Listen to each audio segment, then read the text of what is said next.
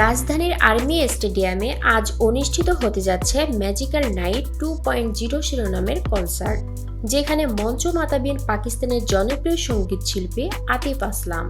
গতকাল বিকাল ৩টায় ঢাকায় পৌঁছেছেন তিনি। কনসার্টের আয়োজক প্রতিষ্ঠান ট্রিপল টাইম কমিউনিকেশন জানায়, আজ রাত ৮টার পর মঞ্চে উঠবেন এই তারকা। পাকিস্তানের গণ্ডি পেরিয়ে ও লামহে ও বাতে, আদাত, তেরে বিন, তু জানে না থেকে পেহেলি দফার মতো গানে বাংলাদেশের শ্রোতাদের মধ্যেও জনপ্রিয়তা রয়েছে আতিফের। আগেও বেশ কয়েকবার ঢাকায় এসেছেন তিনি। ২০০৩ সালে ব্যান্ড জলের হয়ে পেশাদার সঙ্গীত জীবন শুরু করেন আতিফ আসলাম। মূলত উর্দু ভাষায় গান গাইলেও তিনি হিন্দি, পাঞ্জাবি, বাংলা সহ বিভিন্ন ভাষায় গান গেয়ে থাকেন। গান গাওয়ার পাশাপাশি অভিনয়ও করেন তিনি। কনসার্টে আতিফ ছাড়াও আরও পারফর্ম করবেন পাকিস্তানি তরুণ শিল্পী আব্দুল হান্নান, বাংলাদেশের তাহসান খান ও ব্যান্ড কাকতাল।